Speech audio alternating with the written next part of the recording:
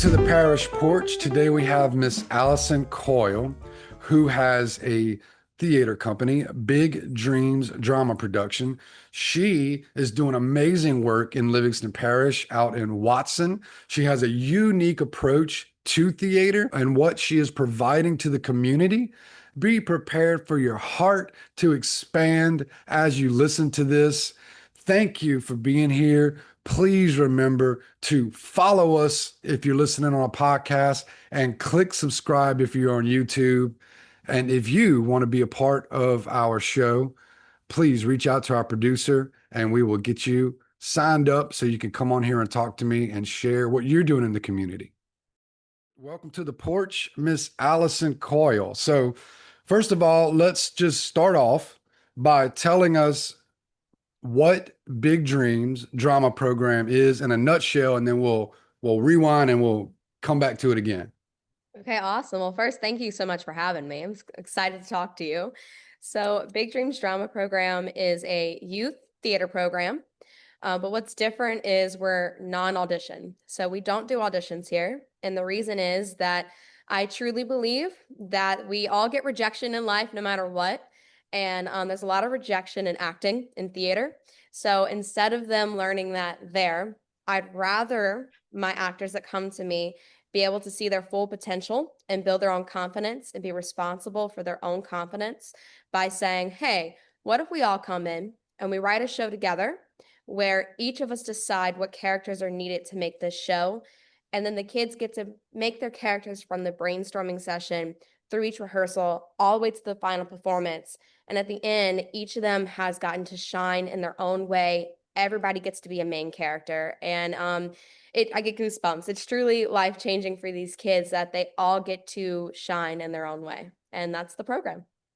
And I want to acknowledge you for the empathy and the insight to help avoid this rejection at an age and a level where it's more important to explore your creativity, Right. right? And I could hear a counter argument in the back of my mind to that. So what do you think the counter argument is, and how do you answer to it? Sure. I mean, look, we have a lot of rejection, especially now in the age of social media, which we all, talk about it. They're experiencing it at their age, and I'm talking, all the way from 5 to 17 are the kids that I work with, especially my like 13-year-olds. They're seeing every day at school. They're getting rejection, whether it's from peers, from teachers, even from family, and all different situations. So they're already learning how to work through that. Now, that's not to say that in our program and in life, they don't start experiencing some different things, rejection. For instance, our sessions usually have about 23 kids in it. So I'm taking 23 kids in a room with all different ideas, all different life experiences, and asking them to share their ideas and try to make one cohesive 1 hour play. As you can imagine, a lot of these ideas may not make the final cut, right? So we all decide on one overall theme that is space. And someone comes with an idea that is like, ooh, we need to be pioneers or pirates, and we need to be all wearing purple suits, and it's just out there, and it has nothing to do with what we're talking about. We're going to kindly say, hey, love that idea. Let's keep that for maybe one of our other shows, but this one may not fit with the theme of what we're all going for. What else do you think we need for this storyline? So it's a way to still teach them that, their ideas may not always work, but it will work for something else, and we can put it aside. So as a business owner, especially with my roofing business, Mm-hmm. I have interviewed and had to study generational groups and their trends younger than mine. I'm Gen X. And so I've had to learn how to understand millennials and even Gen Z now. At this point, some of them are coming into the workforce. I want to highlight your effort to teach people to collaborate in a healthy way, because that's if you read books about millennials, Hmm. that's one problem. They come into the workforce and don't know how to collaborate. Now, look, this is a stereotype, right? I mean, Right. but there's books written about this. Everyone who has any, experience trying to hire people and build teams and stuff has probably read this stuff. Right. And so I commend you because this approach of, okay, we're going to take the rejection and set it aside, Hmm. and we're going to learn how to work together as a team. This has real world market value. Yeah. So I could see some hard-nosed person saying, but rejection's important. People are going to learn from rejection. And Hmm. and I can see how you can counter that and say, well, there's going to be some rejection here. Everybody's ideas, it's not everyone's getting a trophy kind of thing, right? It's Hmm. this is about how do we collaborate, incorporate everyone's ideas, right? Right. And build the inner self and open the window of creativity because you tell me whenever someone is rejected, especially in a place when it's time to be vulnerable, like a creative space, Yeah. that window does the window close or open?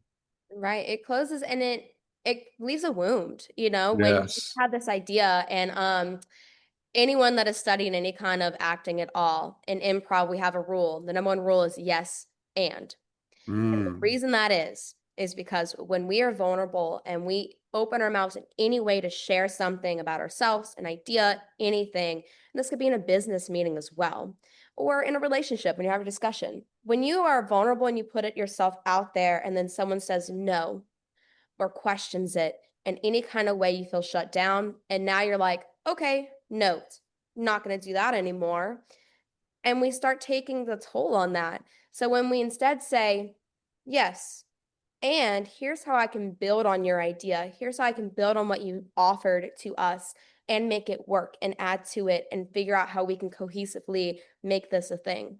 This is good workplace advice and value. And you said the word relationship. Yeah. And I mean, I couldn't agree more. And I do really acknowledge you and commend you for bringing this to the community, for bringing this to our podcast, and for sharing because this is where our heart is for this podcast. It's about enrichment of the lives of the people living in this Amite River Basin, these two twin parishes, Ascension and Livingston.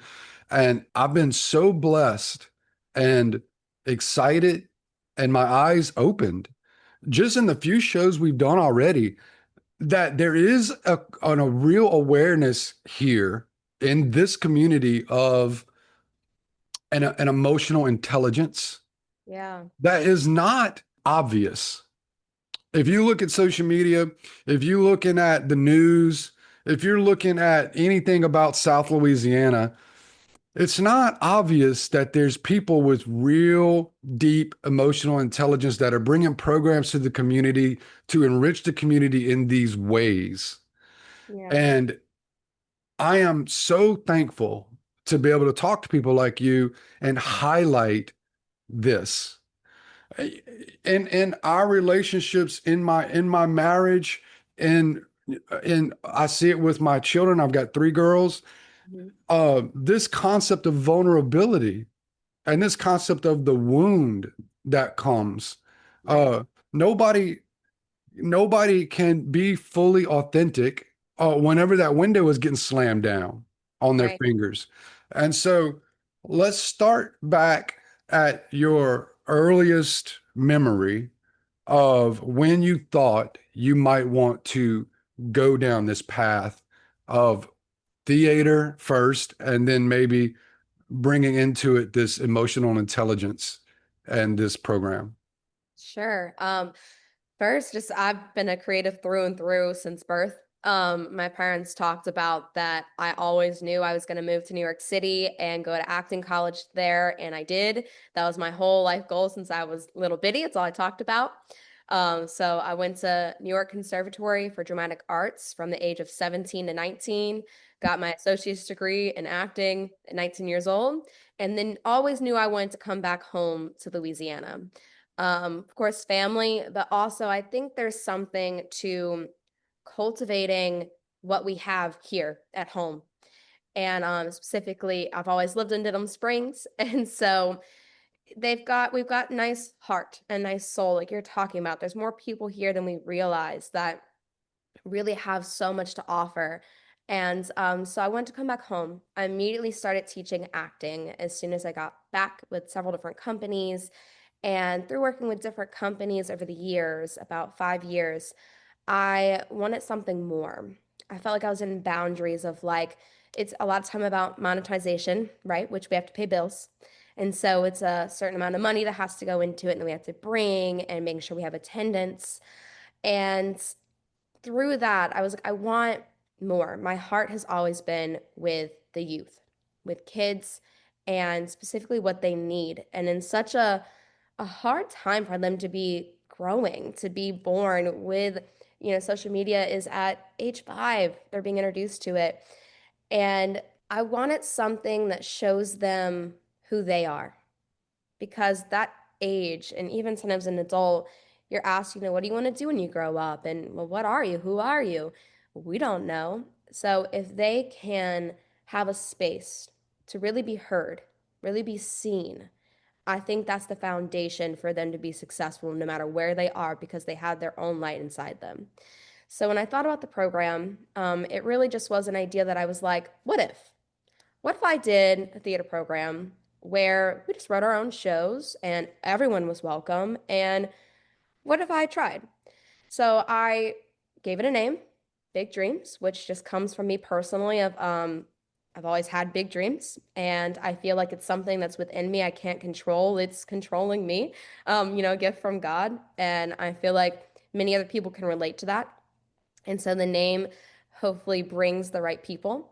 And I'll tell you, when I started putting flyers out to the schools and I started posting on social media and talking to other businesses, trying to get the word out about our first show session of saying, okay, we're looking for ages 9 to 17 and we want to do a show. Who's interested? It was scary. It was definitely a jumping off the cliff kind of situation of like, let's see if this works. And for a while, it felt like it wasn't going to. I had maybe like 3 signups before like 1 week out of like deadline of when I needed people to sign up.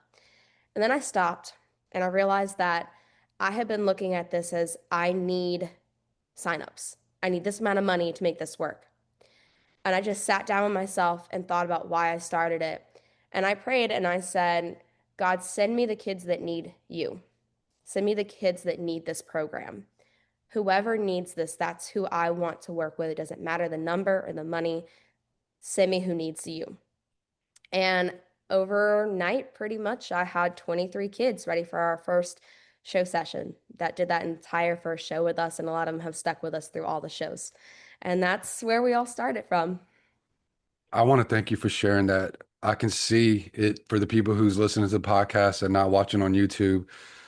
I can see in your eyes when you're, a little bit of almost a tear when you start talking about praying. And so thank you for sharing that.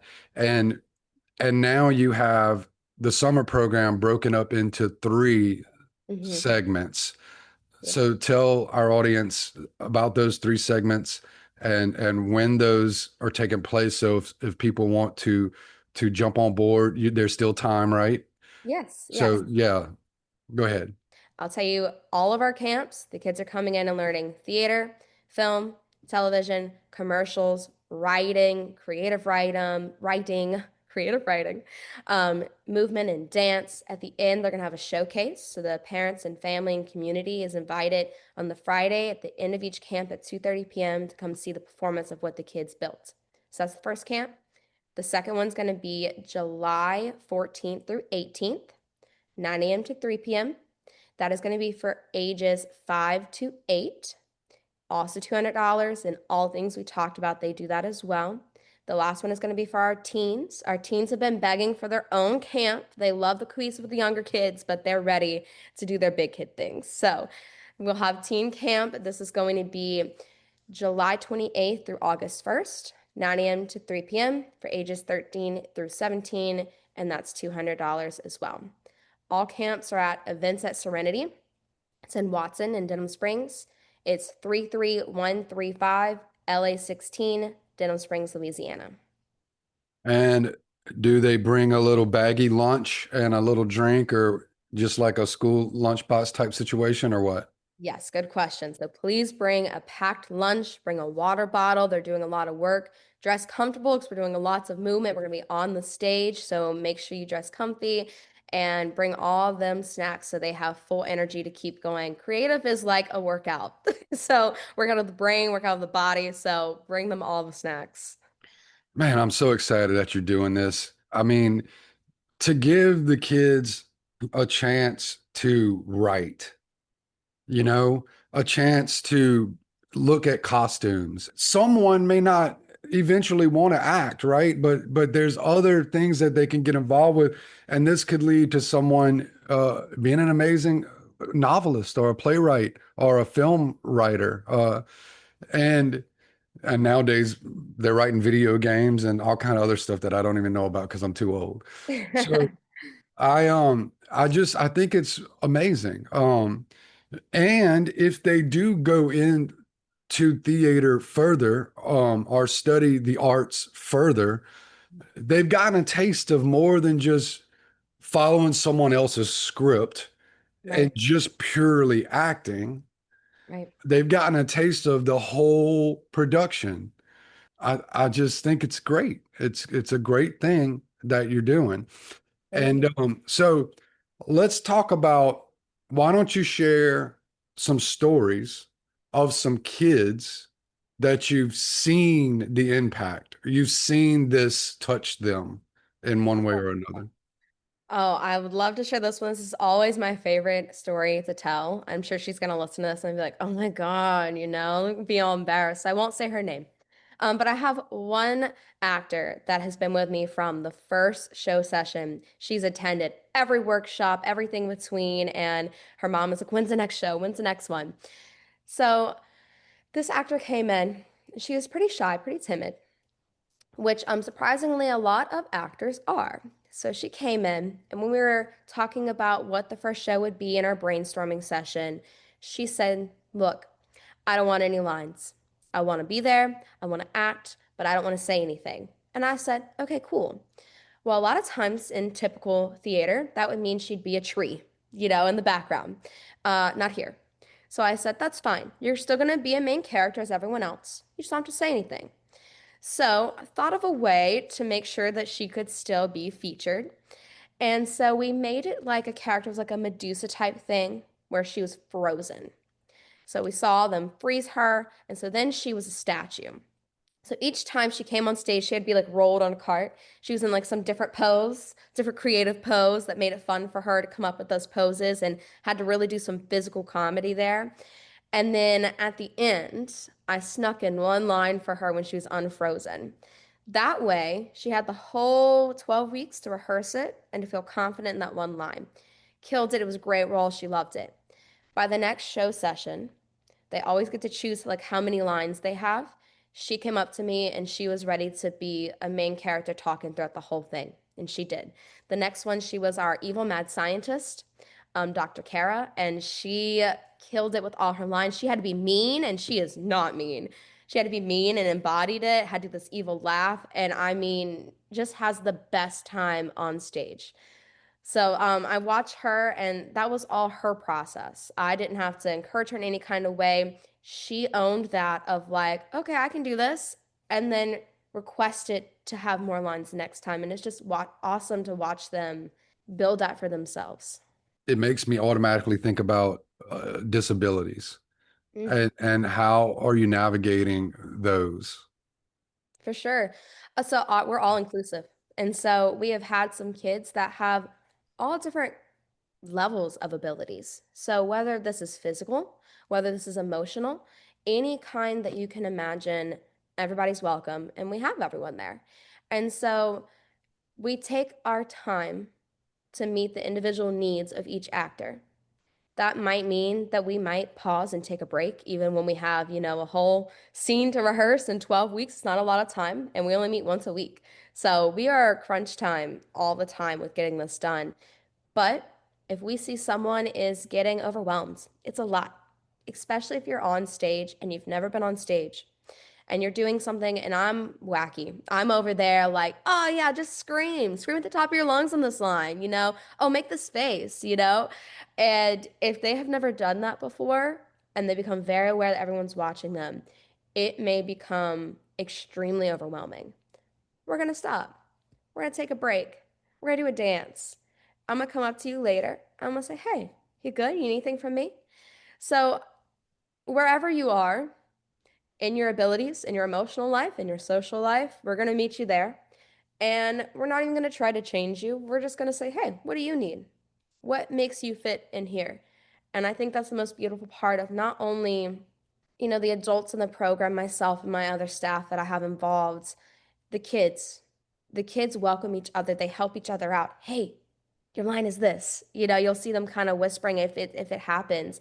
They all have microphones. They all have the actual, headsets.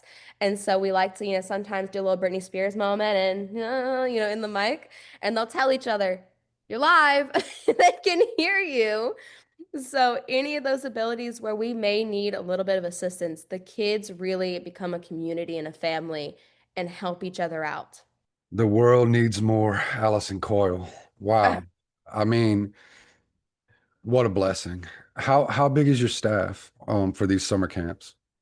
So for summer camp, I usually do it by myself, only because I can, and it's like hanging out with my family. But right now, our first camp, we have 17 kids so far, and then we have more people that can come. So I always hire my mom first because I love working with her. So she comes in, and she's actually a paraprofessional by her career. So she's beautiful to have there. And then as we get more and more kids, like for our shows, we have way more staff. I always have my best friend, I'll give her a shout out, Naya Skipper. She comes in, she's my stage manager for any productions we do. She does the website, the flyers that you're seeing. She's always my staff. And we always get a lot of our like LSU grads that graduate with theater. We get them involved. And then our high school theater kids come a lot of times. Like Denham Springs High School has a great theater program, Walker High School. They'll come and they'll volunteer to run our lights, run our mics. So we always have a great amount of staff for anything we need. Got you. Wow. So you're doing things throughout the entire year or just in the summer? Yeah, so we typically have two show sessions a year. So you're looking at a fall session and then a winter session. Okay. Our next show should be starting, our rehearsal should be starting around August, beginning of August. So that will be on our website. You can see on there it says, sign up for emails, register. You'll be able to make it where I can email you, hey, time to sign up for the next show. So look for that in August.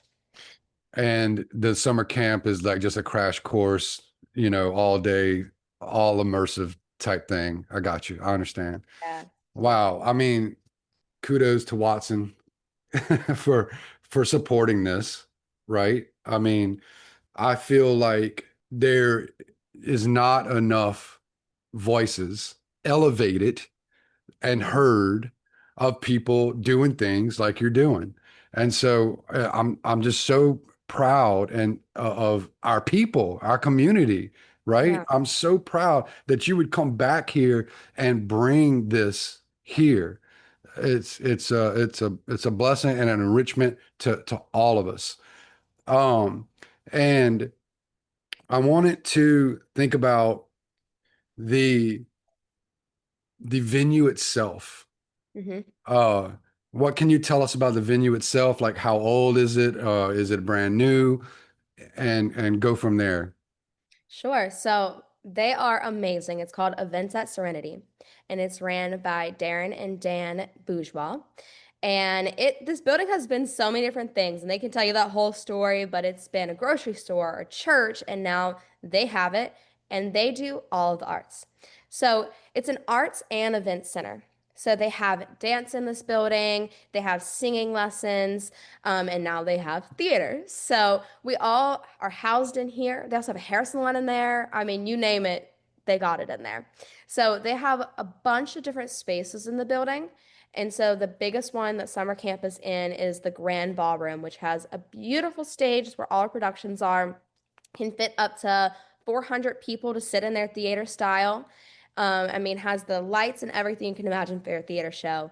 And then we have all kinds of other spaces like the dance studio, the smaller stage that we'll use for more intimate classes where I really want them to focus on their character development versus running all over the stage. So the space and the venue, I have to give them a shout out for what they're doing in Watson. You reach out to them for anything you need, and they're going to support you. I mean, from hanging up my sign for me, my banner for theater camp, they went out there and helped me with that. So they are just people that are supporting all of the arts in Watson. Yeah, I'd like to talk to them. That's impressive to provide that to the community. Is very impressive.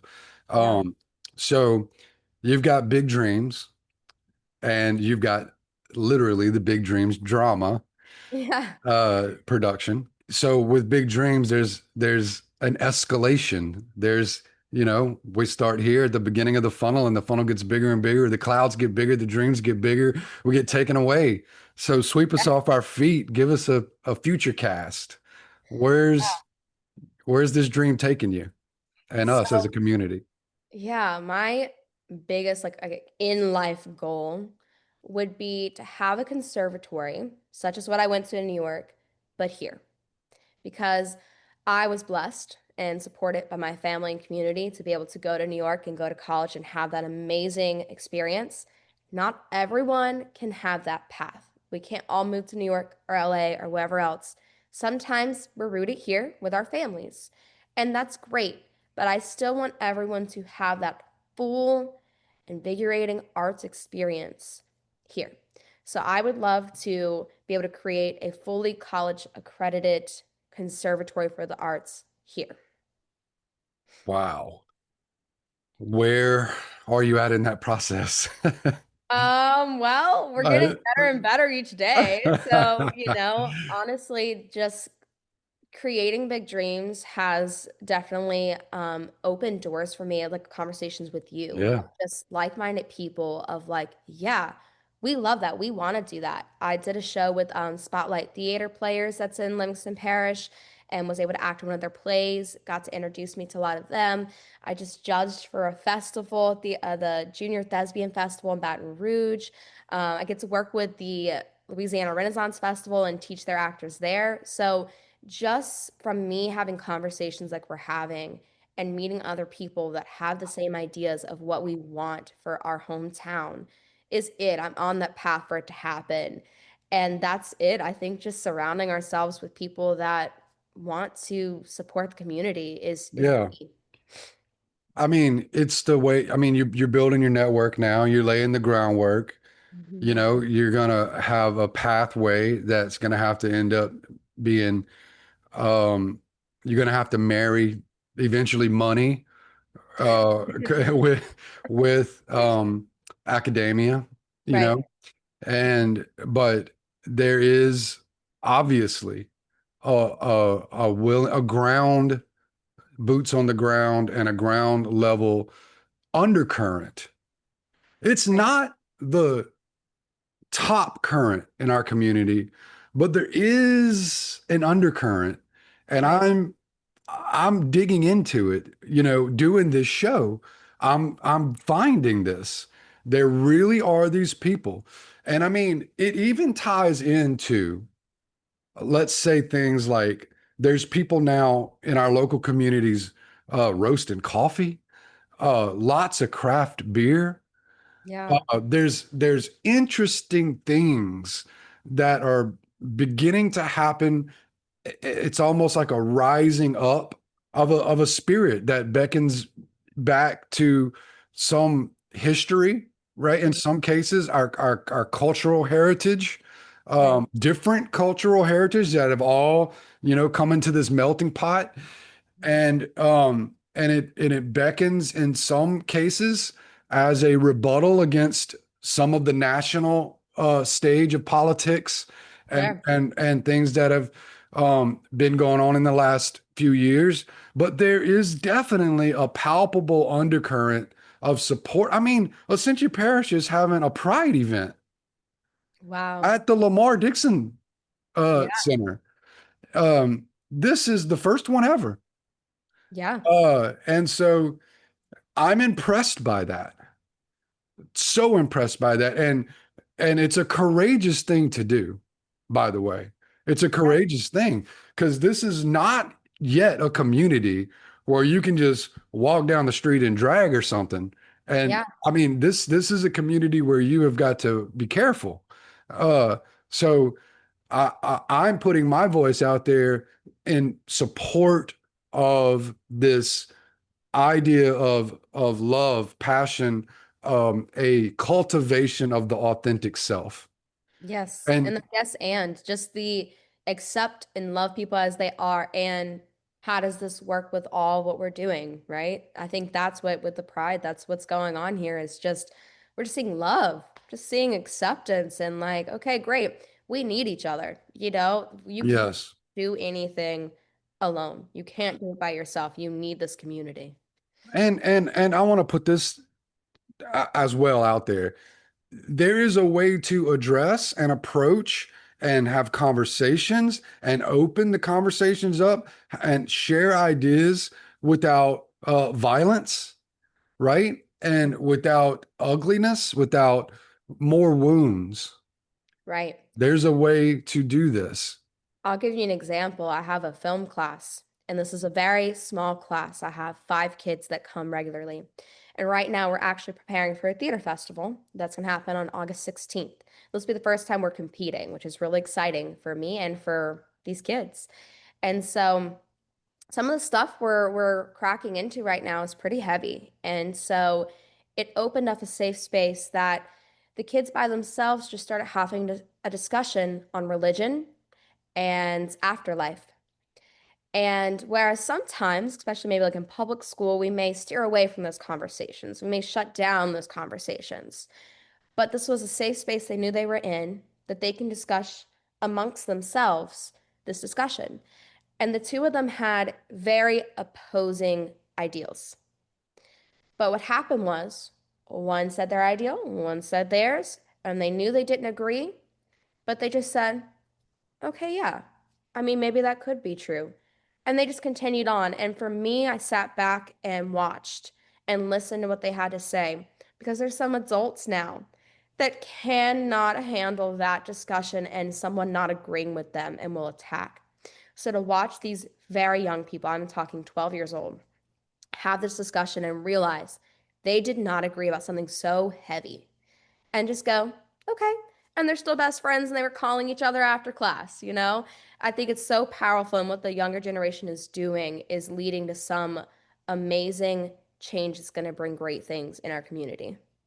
Well, let's take that. Let's take that example, right? So my takeaway from that is the show must go on, Right? regardless of whether we agree or disagree on our opinions, on uh we so as a community, that's the show, right? Right. We're all here together. Let a giant hurricane come or another flood like 2016 happen Yeah. again. The show must go on. The community must rise up and work together. And all these things that we think and that we're so loud about on social media and in our kitchen tables sometimes and over holidays when people that we love. I remember in 2016 going to people's houses in boats. I remember after the water started to recede, people that I knew didn't see eye to eye with me on certain issues, Hmm. handing me a plate of jambalaya, Right. right? Man, we have an opportunity always to beckon back to a deeper self. And Yeah. and if we can understand that it's this authentic self that we're trying to get the kids to get in touch with so that as they inherit the earth and become adults, right? They are not I wanted to use the word ruling, but that is not the right word. Mhm. What's the right word? Governing. Okay. Yep. Um, and they are not doing that through a wounded self, Yeah. right? But through an authentic, alive self. Well, I'd even say it's not self-inflicted wounds.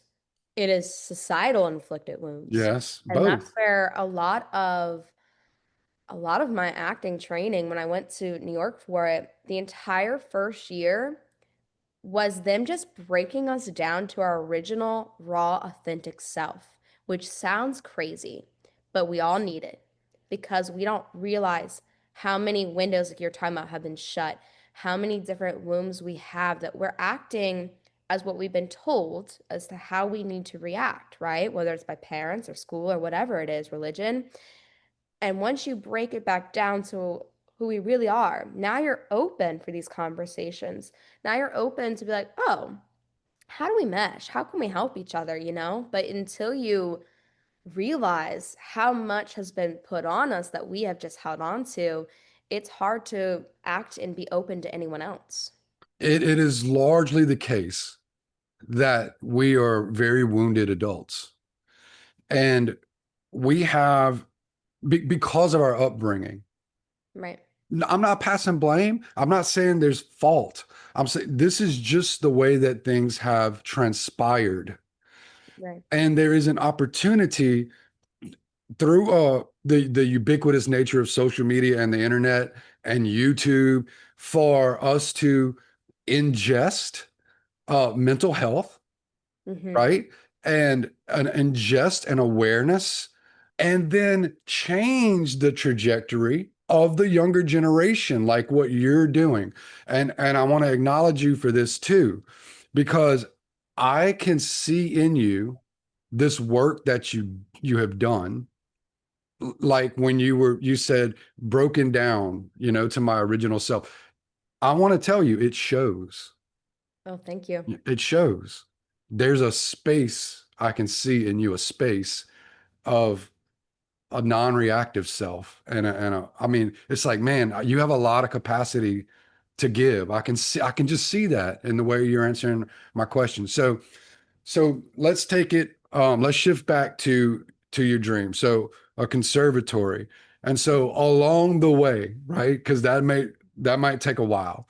Yeah. Along the way, what's some of the next steps for your work? Let's say in 3 years. What are you going to be doing?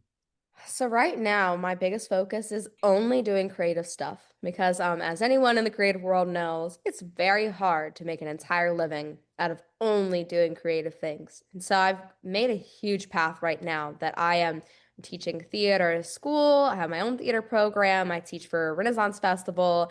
I'm doing all kinds of different acting gigs. And so I'm here, but I want it to be for a purpose. So Big Dreams Drama Program has a meaning behind it, and I want everything I'm doing to be helping others. And so I would say in the next 3 years, I'd love to only be doing Big Dreams. I'd love for to be able to outreach kids in cities all around us for everyone to have this opportunity. And whether that means, I'm only one person, maybe I can't direct all of it. Maybe it's introducing the program itself into schools and letting the schools take this on because there's many talented people in our community that can do what I'm doing, but maybe just hasn't had the idea or the resources. So if I can copy and paste so where all the kids are being outreached, that would be an amazing goal to have in the next 3 years.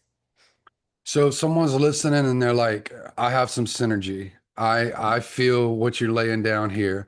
How Mhm. do they get in touch with you? Oh, so my email is bigdreamsdramaprogram@gmail.com. Made it real nice and simple. It's also a contact form on the website, bigdreamsdrama.com. Please reach out to me on Facebook, Big Dreams Drama Program. I'd love to have a conversation. I love coffee. We can have coffee chats, and I love to hear the other ideas of what people are doing. And it doesn't even have to be with youth, it could be with adults as well. If you are like, I don't work with kids because it takes maybe a special heart to work with youth sometimes. if you're like, I'd love to do some kind of program like this for adults, let's talk about that too. All right, so we're going to do a lightning round here in a second. I want you guys to remember this podcast today is brought to you by JW the Builder. We are a fully licensed general contracting company, and we have a roofing division that we are growing at this moment. There's been a lot of hail storms lately in Livingston and Ascension, and we are here to serve you. And I am going to jump straight into this. I love doing this. Rapid fire. You ready? Okay. What's the best vacation you ever took? Oh, I would say I can't even think what it's called now. The Florida Keys. Florida Keys was the best one. It was like Duck Key Island. So fun, so clear, so beautiful. Wow. Okay. Favorite book? Oh, this is gonna be a little too on brand, but acting books. I love to further my studies, any of them. I just got a new one that is really talking about connecting like the spiritual side of acting and a guide to it. So, acting books. Acting books. Okay. What's your favorite way to take on education? Is it podcasts? Is it YouTube or is it reading? Yeah, so I like having the book, but a lot of times, I'm a mom, I work a lot of jobs, I can't sit down. So a lot of times I'll listen to it while I'm driving, and that's probably the best way. So podcast is great. Me too. I listen to podcasts and audiobooks constantly. Mhm. Um, and let's see, is there anything that you want to leave us with that we haven't covered yet? Just a word of advice. I'd say if you're feeling stuck in your business, in your relationship, if you're stuck in creativity, pause and ask to be shown the people that need you, that need your gift, that need the spirit, and see what opens up for you. Well, there you go. Ask and you shall receive. Yeah.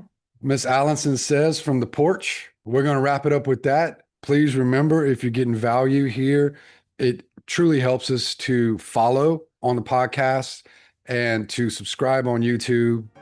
And it is your voice. Jump on the porch and speak up. Thank you guys so much for listening to the Parish Porch. We want to continue bringing this content to you. And if you had fun and you enjoyed the story and you learned new things, please consider supporting our show by clicking on the support show link, which will be in the show notes. Support show link. That'll help us keep rolling. That'll help us keep going. It'll be a fun journey as we grow. If you want to talk to us directly and maybe become a guest, email us at parishporch@gmail.com. This show is sponsored by JW the Builder, a licensed general contractor with a roofing division. We're doing roofs all over Ascension, Livingston, and East Baton Rouge. And we have another show called the 90 Up Challenge podcast, where we focus on real estate investing, growth, sales, personal growth, and business entrepreneurship. Last but not least, it's your voice. Jump on the porch and speak up.